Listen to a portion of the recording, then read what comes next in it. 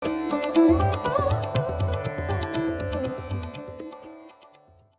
floor.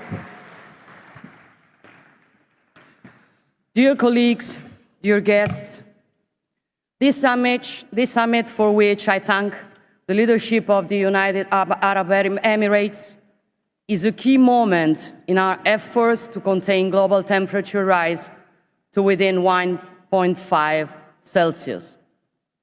We have reached the first global stocktake, and while there are reasons to be optimistic, the goal remains far off.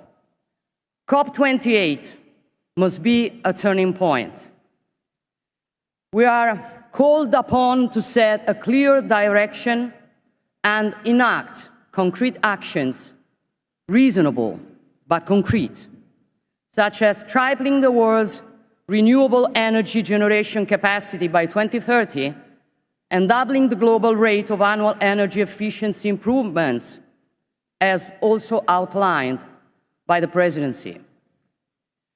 Italy is doing its part in the decarbonization process, and it does it in a pragmatic way.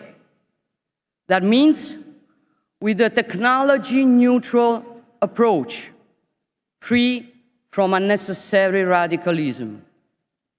My idea is that if we want to be effective, if we want environmental sustainability that does not compromise the economic and social sphere, what we must pursue is an ecological transition and not an ideological one. We are gradually replacing coal-fired power generation with renewables. We have adopted a new energy and climate plan, and we are investing resources and attention on biofuels, so much so that we are among the founders of the Global Biofuels Alliance.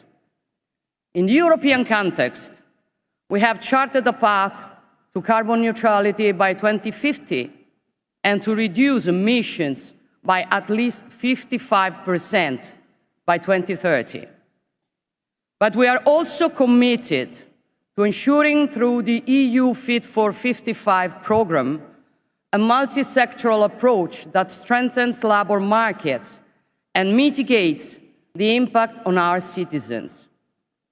And this is an essential point, because if we think that the green transition can result in unbearable costs, particularly for the most vulnerable, we condemn it to failure. Italy intends to direct an extremely significant share of the Italian Climate Fund, whose overall endowment is €4 billion, to the African continent. Not, however, through a charitable approach, because Africa does not need charity. It needs to be put in the condition to compete on an equal footing in order to grow and prosper thanks to the multitude of resources that the continent possesses. A cooperation between equals, rejecting paternalistic and predatory approaches.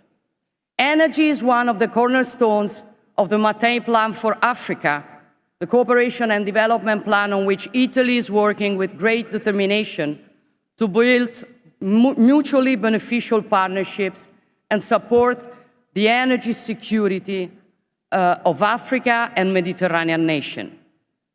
And we are also, in this way, working towards becoming a strategic hub for clean energy by developing the necessary infrastructure and generation capacity in our homeland and in the Mediterranean.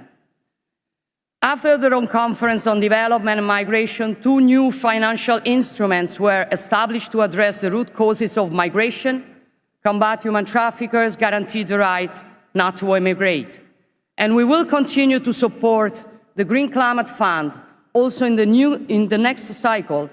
And as I have already announced it yesterday, we will contribute with €100 million to the new Loss and Damage Fund, strongly pursued by the Emirates Presidency. And all these priorities will also be at the heart of Italy's G7 presidency in 2024. I want to thank, in conclusion, the Emirati Chair, Sultan Al Jaber, and express my congratulations for a COP28 of absolute success. We're all aware, colleagues, that many of the efforts that we are making today will likely produce visible results when many of us no longer have roles of responsibility. But doing it anyway, not for ourselves, but for those who come after us, defines the value of our leadership. As Warren Buffett wrote, there is someone sitting in the shade today because someone else planted a tree long ago. Thank you.